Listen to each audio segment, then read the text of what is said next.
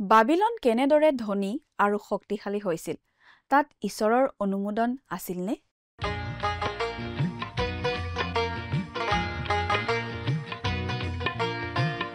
আজিৰে পবিত্ৰ ক্ষণতে উজলি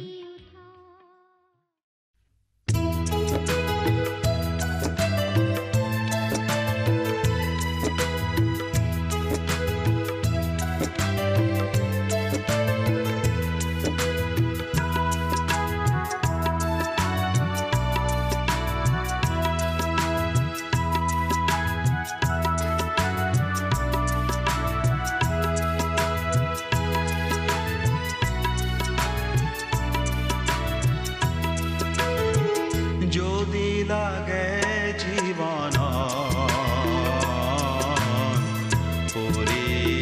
পরিপূর্ণতা যদি লাগে জীবন পরিপূর্ণতা প্রভু যিশুর কাকলে আহা প্রভু যিশুর কাকলে আহা প্রভু যিশুর কাকলে আহা প্রভু যিশুর কাকলে আহা কেবল তেওঁতে ভৰসা কৰি তুমি ঈশ্বৰৰ সন্তান হবা কেবল তেওঁতে ভৰসা কৰি তুমি ঈশ্বৰৰ সন্তান হবা যদি লাগে জীৱন পৰিপূৰ্ণতা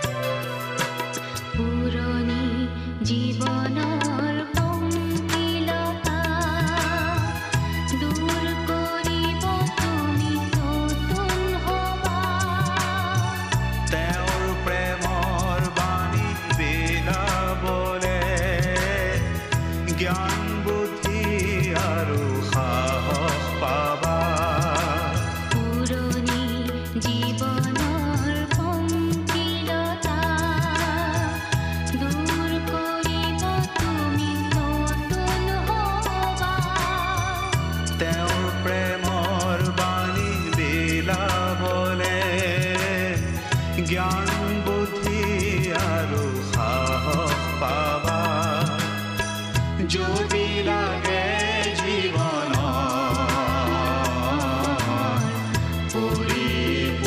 পৰিপূৰ্ণতা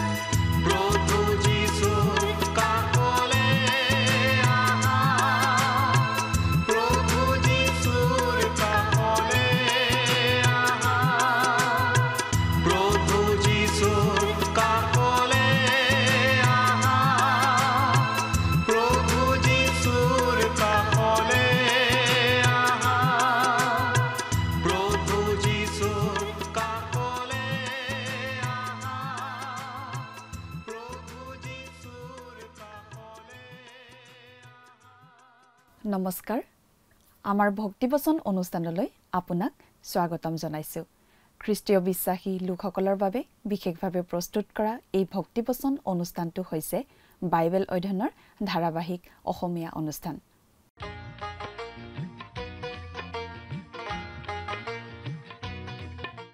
প্ৰিয় দৰ্শক আপুনি যদি আমাৰ আগৰ অনুষ্ঠানটো শুনিছিল তেনেহলে আপোনাৰ নিশ্চয় মনত আছে যে আমি এতিয়া বাইবেলৰ নতুন নিয়ম খণ্ডৰ প্ৰকাশিত বাক্য নামৰ পুস্তকখন অধ্যয়ন কৰি আছো আৰু যোৱা অনুষ্ঠানত আমি এই প্ৰকাশিত বাক্য পুস্তকৰ 5 নম্বৰ অধ্যায়ৰ 5 নম্বৰ পদৰ পৰা 14 নম্বৰ পদলৈকে পঢ়ি তাৰ ভিত্তিত আগবঢ়োৱা আলোচনা শুনিবলৈ পালো আজিৰ অনুষ্ঠানত আমি এই প্ৰকাশিত বাক্য পুস্তকখনৰ 6 নম্বৰ অধ্যায়ৰ 1 নম্বৰ পদৰ পৰা 2 নম্বৰ পদলৈকে পঢ়ি তাৰ ভিত্তিত আগবঢ়োৱা আলোচনা শুনিবলৈ পাম 5 নম্বৰ অধ্যায়ৰ দৃশ্যটো স্বৰ্গৰ দৃশ্য আৰু পৃথিৱীত ঘটিবলগীয়া মহাক্লেশৰ প্ৰস্তুতি আমি দেখা পাওঁ তাত 7টা মোহৰেৰে বন্ধ কৰি থোৱা এটা নুৰা আছিল কিন্তু হেইটো মেলিবলৈ কোনো মানুহ বা কোনো স্বৰ্গদূত বা আন কোনো সৃষ্ট বস্তুৰে সামৰ্থ্য নাছিল বৃদ্ধ লোকসকলৰ মাজৰ এজনে জোহনক আশ্বাস দি ক'লে যে জিহুদা ফয়দৰ সিংহ দায়ুদৰ বংশত জন্মা জনাই অৰ্থাৎ প্ৰভু যীশু খ্ৰীষ্টই সেই নুৰাটো মেলিব প্ৰভু যীশু খ্ৰীষ্টই নিজৰ তেজেৰে মানৱ জাতিৰ মুক্তি অৰ্জন কৰিলে আৰু লগতে গোটেই পৃথিৱীখনৰে মুক্তি সাধন কৰিলে গতিকে সেই সত্য সেই অধিকাৰ তেওঁ লাভ কৰিলে প্ৰভু যীশুৱে হাতত নুৰাটো লোৱাৰ লগে লগে সেই 4 প্ৰাণী আৰু 24 জন বৃদ্ধ লোক তেওঁৰ সন্মুখত প্ৰণিপাত কৰিলে তেওঁলোকে এটি নতুন গীত গাই তেওঁৰ প্ৰশংসা কৰিবলৈ ধৰিলে স্বৰ্গদূতবোৰেও সেই স্তুতি উপাসনাত যোগ দিলে কেৱল স্বৰ্গত থকা সকলেই নহয় পৃথিৱীত সাগৰত আৰু পৃথিৱীৰ তলত থকা সকলোৱে সেই সেৱা উপাসনাত যোগ দিলে স্পষ্টভাৱে পৃথিৱীৰ জীৱ-জন্তু আৰু সাগৰৰ মাছবোৰেও এই প্ৰশংসাত যোগ দিয়ে জীৱ-জন্তুবোৰে ইয়াৰ লগত নিজৰ আমেন যোগ দিয়ে আৰু মণ্ডলীয়ে নীৰৱ আৰাধনা আৰু প্ৰশংসাত তলমূৰ কৰি ৰয় 6 নম্বৰ অধ্যায়লৈ অহাৰ লগে লগে দৃশ্যটো পৃথিৱীলৈ স্থানান্তৰিত হয় আৰু স্বাভাৱিকতে আমাৰ মনলৈ অহা প্ৰশ্নটো হ'ল মণ্ডলী গুচি যোৱাৰ পাছত পৃথিৱীত কি হ'ব পৃথিৱীত মহাক্লেশ ঘটিব আৰু হেইটোৱে হৈছে 6 পৰা 18 নম্বৰ অধ্যায়ৰ বিষয়বস্তু 7টা চাপযুক্ত নুৰাটো খোলাটোৱে 6 নম্বৰ অধ্যায়ৰ পৰা 8 নম্বৰ অধ্যায়ৰ 1 নম্বৰ পদলৈকে আমি পোৱা বিষয়বস্তু এই 7টা চাবে মহাক্লেশৰ সময়ছোৱা মুকলি কৰে প্ৰভু যীশুৱে এটা এটাকৈ চাপবোৰ খুলিলে এটা এটাকৈ দৃশ্যবোৰ মুকলি হোৱা আমি দেখিবলৈ পাওঁ প্ৰিয় দৰ্শক কথাবোৰ অধিক বহলাই চাবলৈ আহকচোন এতিয়া আমি মূল আলোচনাটোৰ মাজলৈ আগবাঢ়ি যাওঁ প্ৰিয় শ্ৰোতা আপুনি নিশ্চয় আমাৰ এই ভক্তিবচন অনুষ্ঠান নিয়মিতভাৱে শুনি আছে আমি বাৰু এতিয়া বাইবেলৰ কোনখন পুস্তকৰ অধ্যয়ন চলাই আছো আপোনাৰ মনত আছেনে আমি বাইবেলৰ একেবাৰে শেষৰখন পুস্তক অৰ্থাৎ জোহনৰ প্ৰতি প্ৰকাশিত বাক্য বা চমুকৈ প্ৰকাশিত বাক্য নামৰ পুস্তকখন অধ্যয়ন কৰি আছো নহয়নে বাৰু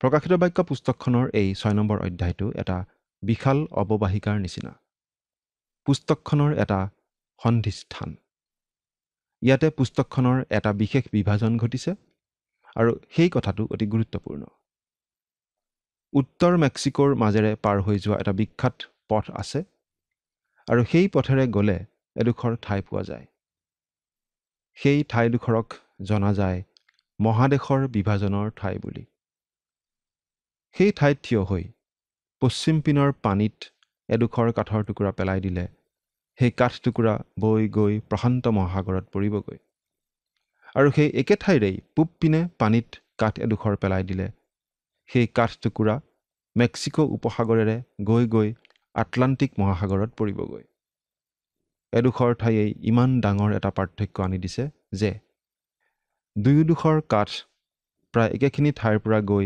পৃথিৱীৰ দুই দিশে গুচি যায় ঠিক একেদৰে এটা ডাঙৰ পাৰ্থক্যৰ আমি এই 6 নম্বৰ অধ্যায়তে পাওঁ যেন এটা ডাঙৰ সন্ধিস্থান আমি ইতিমধ্যে উল্লেখ কৰি আহিছো যে প্ৰকাশিত বাক্য পুস্তকখনক আমি 3টা প্ৰধান ভাগত ভগাব পাৰোঁ তাৰে তৃতীয়টো আৰু শেষ প্ৰধান ভাগটো আৰম্ভ হয় 4 নম্বৰ অধ্যায়ৰ পৰা এই 4 নম্বৰ অধ্যায়ৰ পৰা দৃশ্যপট পৰিৱৰ্তন হয় আৰু আমি দেখা পাওঁ স্বৰ্গৰ কথা জোহনক স্বৰ্গলৈ লৈ যোৱা হৈছিল আৰু আমিও তেওঁৰ লগতে স্বৰ্গলৈ উঠি যাওঁ আৰু স্বৰ্গৰ ঘটনাবোৰ দেখিবলৈ ধৰোঁ।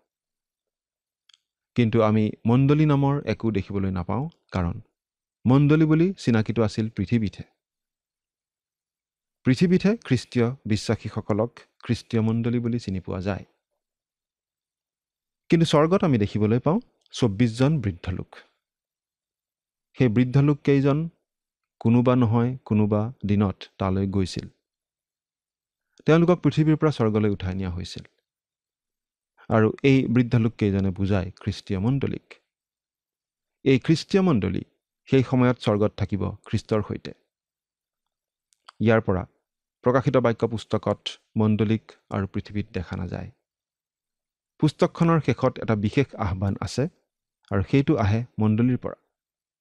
কিন্তু সেইটো আমি বাস কৰা এই দিনৰ সৈতেহে জড়িত। প্ৰকাশিত বাক্য পুস্তকখনত আমি এটা শৃংখলাবদ্ধ প্ৰক্ৰিয়া দেখা পাওঁ, আৰু আমি ভাৱবাণীৰ বিষয়ে পিতৰে দিয়া নীতিটো মানি চলিব লাগে। বাইবেলত আমি এনেদৰে পাওঁ, কিয়নো প্ৰথমে ইয়াকে জানিছা যে শাস্ত্ৰৰ কোনো ভাৱবাণী কওঁতাৰ নিজৰ ব্যাখ্যাৰ বিষয় নহয়। 2 পিতৰ 1 অধ্যায় 20 নম্বৰ পদ। আকৌ পাঠ কৰি দিছোঁ। কিয়নো প্ৰথমে ইয়াকে জানিছা যে শাস্ত্ৰৰ কোনো ভাৱবাণী কওঁতাৰ নিজৰ ব্যাখ্যাৰ বিষয় নহয়। অৰ্থাৎ আমি কোনো ভাৱবাণী নিজে নিজে বা অকলে অকলে ব্যাখ্যা কৰিব নালাগে। প্ৰতিটো ভাৱবাণী এটা ডাঙৰ প্ৰক্ৰিয়া বা আঁচনিৰ অন্তৰ্গত এটা অংশ বুলি আমি বুজিব লাগে, মনত ৰাখিব লাগে। আৰু যিকোনো এটা ভাৱবাণী আন ভাৱবাণীবোৰৰ সৈতে খাপ খাই পৰিব লাগে। আমি 6 নম্বৰ অধ্যায় পাওঁতে বহুতো লোকে পাহৰি যায় যে যোহনে আমাক এই প্ৰকাশিত বাক্য পুস্তকখনৰ এটা সুশৃংখল বিভাজন দিছে। এতেকে তুমি যি যি দেখিলা আৰু যি যি আছে আৰু ইয়াৰ পাছত যি যি হ'বলৈ উদ্যত আছে সেই সকলোকে লিখা। আকৌ পাঠ কৰি দিছোঁ। এতেকে তুমি যি যি দেখিলা আৰু যি যি আছে আৰু ইয়াৰ পাছত যি যি হ'বলৈ উদ্যত আছে সেই সকলোকে লিখা। প্ৰকাশিত বাক্য 1 অধ্যায় 19 পদত আমি এনেদৰে পাইছিলোঁ। তুমি যি যি দেখিলা, অৰ্থাৎ সেইটো হৈছে মহাপুৰোহিত হিচাপে দীপাধাৰবোৰৰ মাজত চলাচল কৰি থকা গৌৰৱময় প্ৰভু যীশুখ্ৰীষ্টৰ দৰ্শন। তেওঁ এই পৃথিৱীত সেই দীপাধাৰ জ্বলাই ৰাখিছে। দ্বিতীয়তে, যিবোৰ আছে সেইটোৰ অৰ্থ হৈছে 7টা মণ্ডলী, আৰু সেই 7টা মণ্ডলীয়ে বুজায় 50 দিনীয়া পৰ্বৰ পৰা এই পৃথিৱীৰ পৰা স্বৰ্গলৈ উত্তোলিত হোৱা দিন পৰ্যন্ত এই পৃথিৱীত থকা সমগ্ৰ খ্ৰীষ্টীয় মণ্ডলীক। অৱশ্যে খ্ৰীষ্টীয় মণ্ডলী মানে কেৱল প্ৰকৃত খ্ৰীষ্টীয় বিশ্বাসীসকলৰ সমষ্টিকেই বুজায়। আৰু তৃতীয়তে, ইয়াৰ পাছত ঘটিব লগা ঘটনা। 3 অধ্যায়তে এই পৃথিৱীত খ্ৰীষ্টীয় মণ্ডলীৰ কাম শেষ হয়। যোহনে 4 নম্বৰ অধ্যায়ৰ আৰম্ভণিতে মেটাটৌটা অৰ্থাৎ ইয়াৰ পাছত বুলি দুবাৰ কোৱা আমি পাওঁ। গতিকে 4 নম্বৰ অধ্যায়ৰ পৰা যোহনে আমাক দেখুৱাই আছে ইয়াৰ পাছত ঘটিবলগীয়া ঘটনাবোৰ, অৰ্থাৎ এই পৃথিৱীৰ পৰা খ্ৰীষ্টীয় মণ্ডলী উত্তোলিত হৈ স্বৰ্গলৈ যোৱাৰ পাছত ঘটিব লগা ঘটনা। 4 নম্বৰ আৰু 5 নম্বৰ অধ্যায়ত আমি থাকোঁ যোহনৰ সৈতে স্বৰ্গত। আমি তাত প্ৰথমতে দেখা পাওঁ সিংহাসন, আৰু তাত আছিল প্ৰভু যীশুখ্ৰীষ্ট। তেওঁ হৈছে যিহুদা ফৈদৰ সিংহ, আৰু তেওঁৰ শত্ৰুবোৰক তেওঁৰ ভৰি পীড়া নকৰা পৰ্যন্ত তেওঁ পিতৃৰ সোঁহাতে বহি অপেক্ষা কৰি আছে। তেওঁ মেৰ পোৱালিও, আৰু সেই কথাটোৱে তেওঁৰ পৃথিৱীলৈ হোৱা প্ৰথম আগমনটোৰ কথা বুজায়। কাৰণ তেওঁ প্ৰথমবাৰ আহিছিল ঈশ্বৰৰ মেৰ পোৱালি হিচাপে মানুহৰ পাপৰ প্ৰায়চিত্ত কৰিবলৈ, ক্ৰুচত নিজকে বলি হিচাপে আগবঢ়াবলৈ। সেই মেৰ পোৱালিয়েই যিহেতু জগতৰ মুক্তিদাতা, গতিকে তেওঁৱেই 7টা চাপ থকা সেই পুথিৰ নুৰাটো লৈ মেলিবৰ যোগ্য আৰু সমৰ্থ। সেই পুথিৰ নুৰাখন হৈছে এই জগতৰ দলিল। এই জগতৰ ওপৰত অধিকাৰ তেওঁৰেই। প্ৰিয় শ্ৰোতা, আপুনি জানেনে কেৱল প্ৰভু যীশুখ্ৰীষ্টই এই জগতৰ বিচাৰ কৰিবৰ সমৰ্থ। এই কাম কৰিবলৈ তেওঁ সমৰ্থ। তেওঁ কোন কেৱল সেইবাবেই নহয়, আমি জানো তেওঁ মাংস ৰূপত ঈশ্বৰ, নৰৰূপী ঈশ্বৰ। কিন্তু তেওঁ এই কাম কৰিব পাৰে, তেওঁ ইতিমধ্যে কি কাম সম্পন্ন কৰি থৈ গ'ল সেইবাবেও। তেওঁৱেই এই জগতখন সৃষ্টি কৰিলে, গতিকে তেওঁৰ অধিকাৰ আছে। তেওঁ এই জগতৰ মুক্তিৰ বাবে নিজৰ তেজ দিলে, আৰু 5 নম্বৰ অধ্যায়ত তেওঁক এই জগতৰ মুক্তিদাতা হিচাপে আৰাধনা কৰা হৈছে। যিহেতু সৃষ্টিকৰ্তাও আৰু মুক্তিদাতাও, গতিকে তেওঁৱেই এই পৃথিৱীৰ বিচাৰ কৰিব পাৰে। এই পৃথিৱীত শাসন চলাবলৈ তেওঁৱেই একমাত্ৰ সমৰ্থ ব্যক্তি। যেতিয়া আমি 6 নম্বৰ অধ্যায় পাওঁ, তেতিয়া দৃশ্যপট আকৌ সলনি হয়। আকৌ আমি পৃথিৱীত ঘটিব ধৰা ঘটনাৰ কথা পাব ধৰোঁ। স্বাভাৱিকতে আমাৰ মনত প্ৰশ্ন হয়, যেতিয়া এই পৃথিৱীৰ পৰা মণ্ডলীক উঠাই নিয়া হ'ব, তেতিয়া পৃথিৱীত কি ঘটিব? তেতিয়া পৃথিৱীত মহাক্লেশৰ আৰম্ভণি হ'ব। আৰু 6 নম্বৰ অধ্যায়ৰ পৰা 18 নম্বৰ অধ্যায়লৈকে আমি এই মহাক্লেশৰ কথাই পাওঁ। 6 নম্বৰ অধ্যায়ৰ পৰা 8 নম্বৰ অধ্যায়ৰ প্ৰথম পদ পৰ্যন্ত আমি সেই পুথিৰ নুৰাৰ চাব 7টা খোলাৰ কথা পঢ়িবলৈ পাওঁ। এই 7টা চাবে পৃথিৱীত মহাক্লেশৰ পাতনি মেলে। প্ৰভু যীশুৱে চাব খুলি দিয়ে আৰু 4জন অশ্বাৰোহী ওলাই যায়। সেই সময়ত অনেক লোক শ্বহীদ হোৱা আমি দেখিম, আৰু ঈশ্বৰৰ মহাক্ৰোধ প্ৰকট হোৱা দেখিম। অতি সুশৃংখলভাৱে 7 নম্বৰ চাবটো খোলাৰ লগে লগে 7টা তুৰি বাজি উঠাৰ কথা আমি দেখিবলৈ পাম। সপ্তম তুৰিৰ ধ্বনিত আমি দেখিম 7জন চমকপ্ৰদ ব্যক্তি প্ৰকাশ পোৱা। সমুদ্ৰৰ পৰা উঠি অহা জন্তুটোৱে ঈশ্বৰৰ মহাক্ৰোধৰ 7টা পাত্ৰৰ সূত্ৰপাত কৰিব, আৰু শেষৰটো পাত্ৰ বাকি দিয়াত আমি দেখিম বাবিলনৰ ওপৰলৈ অহা মহাক্ৰোধৰ দণ্ড, আৰু তাতেই মহাক্লেশৰ সময়ছোৱাৰ সামৰণি পৰা আমি দেখিবলৈ পাওঁ। আৰু তাৰ পাছতে প্ৰভু যীশু এই পৃথিৱীলৈ আহিব।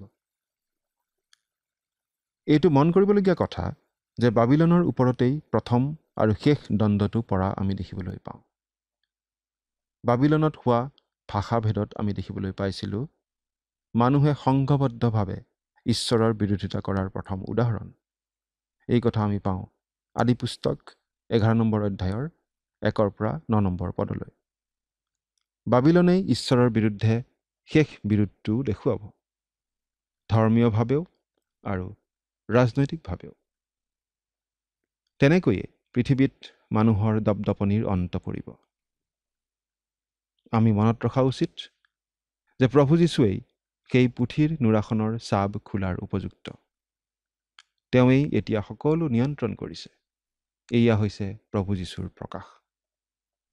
তেওঁ এতিয়া আৰু দীপাধাৰৰ মাজত চলাচল কৰা আমি নেদেখিম, কাৰণ সেই দীপাধাৰ অৰ্থাৎ মণ্ডলী পৃথিৱীৰ পৰা আঁতৰোৱা হ'ল। তেওঁ আৰু মহাপুৰোহিত হিচাপে কাম কৰা আমি নেদেখিম, দেখিম মহাবিচাৰক হিচাপে।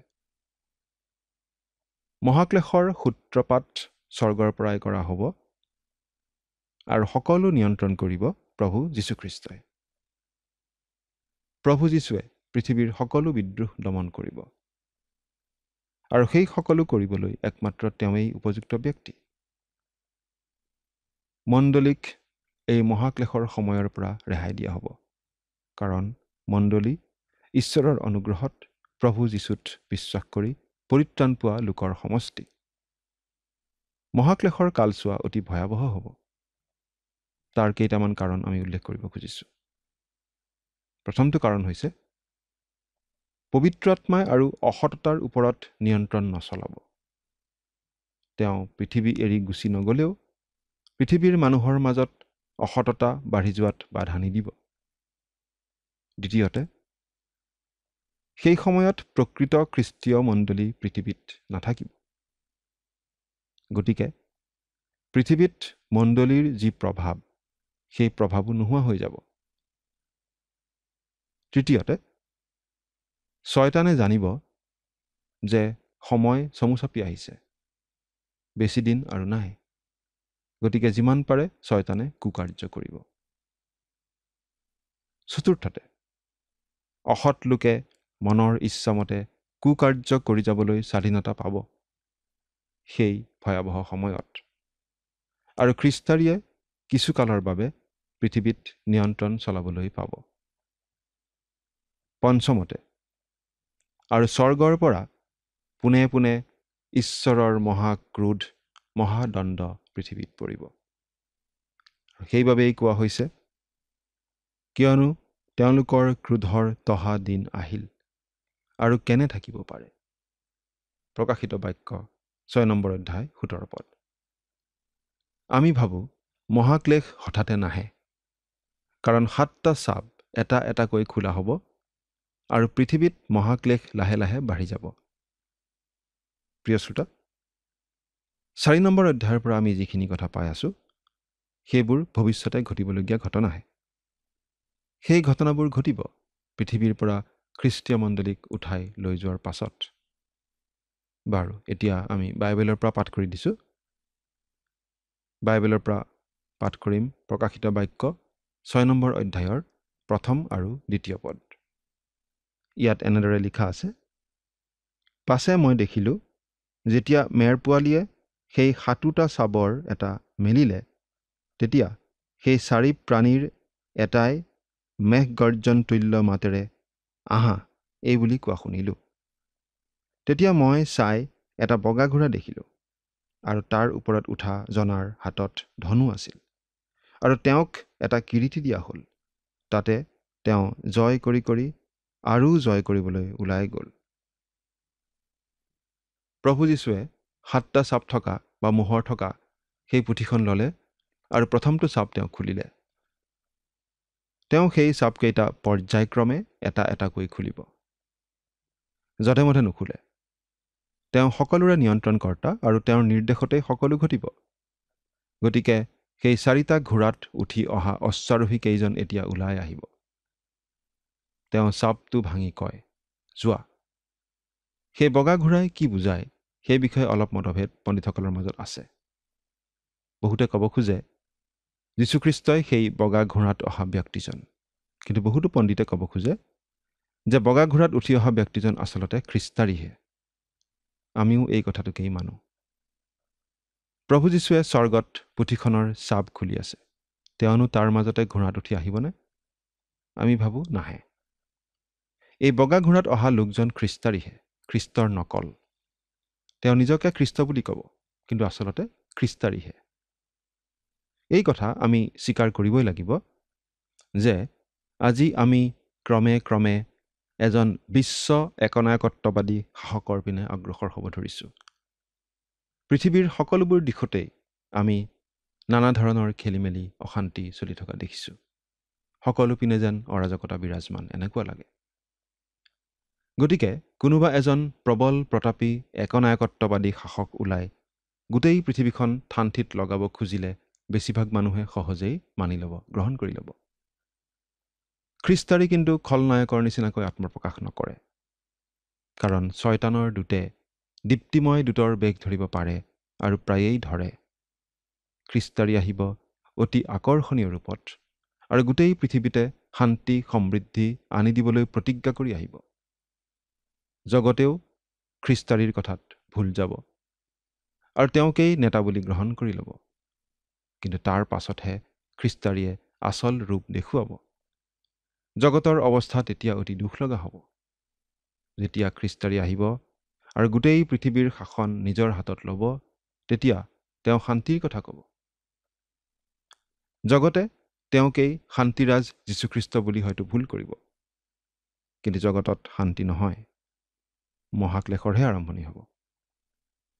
মহাক্লেশ আহিব দেখাত এটা নিৰ্জীৱ ভেড়া ছাগলীৰ নিচিনাকৈ, কিন্তু আচলতে এটা প্ৰচণ্ড সিংহৰ দৰে আত্মপ্ৰকাশ কৰিব। জগতে কিন্তু খ্ৰীষ্টাৰীৰ ভুৱা প্ৰতিজ্ঞাত ভুল যাব আৰু তেওঁকেই নেতা বুলি মানি ল'ব। সেই বগা ঘোঁৰাত উঠি অহা ব্যক্তিজনে জগতক শান্তিৰ প্ৰলোভন দেখুৱাই মহাক্লেশলৈহে আগুৱাই লৈ যাব। আজিও শয়তানে অনেক মানুহক তেনেকৈয়ে ভুলাই আছে। দেখাত ভাল বহুতো বিষয় আচলতে ধ্বংসৰ বাটহে। আমি সাৱধান নহ'লে প্ৰবঞ্চিত হ'ব পাৰোঁ।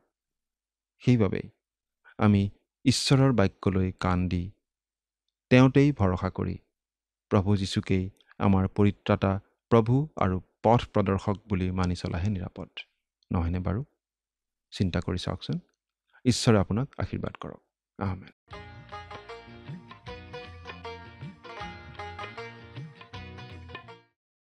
প্ৰভু যীশুৱে নোৰাটোৰ প্ৰথমটো চাপ খোলাৰ লগে লগে দেখা গ'ল এটা বগা ঘোঁৰা। তাৰ ওপৰত বহা লোকজনৰ মূৰত কিৰীটি আৰু হাতত ধনু আছিল। তেওঁ এফালৰ পৰা জয় কৰি গ'ল। এই ব্যক্তিজন কোন সেই বিষয়ে মতানৈক্য আছে যদিও আমি এই দৃষ্টিভংগী লওঁ যে এইজন হৈছে খ্ৰীষ্টাৰী, এইজন খ্ৰীষ্টৰ অনুকৰণ। এও খ্ৰীষ্টৰ অভিনয় কৰে, নিজকে খ্ৰীষ্ট হিচাপে দেখুৱাই। তেওঁ হ'ব বিশ্বৰ একনায়কত্ববাদী শাসক। মানুহবোৰে তেওঁক বিশ্বাস কৰি গ্ৰহণ কৰি ল'ব। খ্ৰীষ্টাৰী খলনায়ক হিচাপে নাহে, কাৰণ শয়তানৰ দূতবোৰ দীপ্তিময় স্বৰ্গদূতৰ বেশেৰে আহে। খ্ৰীষ্টাৰী অতি আকৰ্ষণীয় মানুহৰূপেই আহিব। পৃথিৱীৰ মানুহবোৰে তেওঁক নিৰ্বাচন কৰিব আৰু তেওঁক প্ৰশংসা কৰিব, আঁকোৱালি ল'ব। কিন্তু যেতিয়া তেওঁ দায়িত্ব ল'ব, তেতিয়া সকলো বেয়াৰ ফালে যাব। প্ৰিয় দৰ্শক, আজিলৈ আমাৰ অনুষ্ঠানটো ইমানতে সামৰণি মাৰিব খুজিছোঁ। পৰৱৰ্তী অনুষ্ঠানত আপোনালোকক পুনৰ লগ পোৱাৰ আশা ৰাখিলোঁ। সামৰণি মৰাৰ আগতে আহকচোন আমি খন্তেক প্ৰাৰ্থনাত মূৰ দুৱাওঁ। স্বৰ্গত থকা অতি মৰমীয়াল দয়ালু পিতৃ ঈশ্বৰ, প্ৰভু তোমাক ধন্যবাদ দিছোঁ। তুমি সুন্দৰ সময় দান কৰিলা তোমাৰ পবিত্ৰ বাক্য অধ্যয়নৰ বাবে। বিশেষকৈ পিতৃ, যি তোমাৰ পবিত্ৰ বাক্য এই সময়তে অধ্যয়ন কৰা হ'ল, আৰু এই বাক্য প্ৰভু যিমানসকল দৰ্শকসকলে প্ৰভু অধ্যয়ন কৰিছে, প্ৰভু তেওঁলোকে প্ৰত্যেকেই বুজি পাইছে বুলি বিশ্বাস ৰাখোঁ। আৰু প্ৰভু সেয়েহে যি তুমি অহাৰ দিন নিচেই ওচৰ, আৰু সেই দিনলৈ যাতে প্ৰত্যেকেই প্ৰভু নিজকে সলনি কৰি শুদ্ধ পথত যাতে পৰিচালিত হ'ব পাৰিব, তেনে প্ৰভু তুমি আশীৰ্বাদ প্ৰত্যেকৰ জীৱনত দান কৰা। আৰু যাতে প্ৰত্যেকেই প্ৰভু বিশ্বাসত থিৰে হ'ব পাৰিব, তেনে তুমি আশীৰ্বাদ কৰা। এই সকলো যাচনা মহান ত্ৰাণকৰ্তা প্ৰভু যীশুখ্ৰীষ্টৰ নামত অৰ্পণ কৰিছোঁ। আমেন। প্ৰিয় দৰ্শক, যোৱা অনুষ্ঠানৰ প্ৰশ্নটোৰ শুদ্ধ উত্তৰটো হৈছে অপশ্যন ডি, যিহুদা। আজিৰ অনুষ্ঠানৰ ওপৰত আধাৰিত প্ৰশ্নটো হৈছে, সাতোটা চাপ থকা নুৰীয়া পুথিখন খোলাৰ একমাত্ৰ অধিকাৰ কাৰ আছে? অপশ্যন এ পাচনি জোহনৰ, অপশ্যন বি প্ৰভু যীশুৰ, অপশ্যন চি ২৪ জন বৃদ্ধ, অপশ্যন ডি খ্ৰীষ্টাৰীৰ। প্ৰিয় দৰ্শক, আজিৰ প্ৰশ্নৰ সঠিক উত্তৰটো আজি সন্ধিয়া ৬ বজাৰ আগেয়ে আপোনাৰ নাম আৰু সম্পূৰ্ণ ঠিকনাৰে সৈতে আমালৈ 7429840242 নম্বৰত SMS নাইবা হোৱাটছআপ যোগে প্ৰেৰণ কৰক। প্ৰিয় দৰ্শক, আপুনি যদি আমাৰ এই অনুষ্ঠানৰ যোগেদি আশীৰ্বাদপ্ৰাপ্ত হৈছে আৰু আমাৰ লগত কথা পাতিবলৈ বিচাৰিছে বা আপোনাক প্ৰাৰ্থনাৰ সহায়ো পৰামৰ্শ লাগে, তেন্তে আমালৈ 7429840242 এই নম্বৰত পোনপটীয়াকৈ ফোন কৰিব পাৰিব। ধন্যবাদ।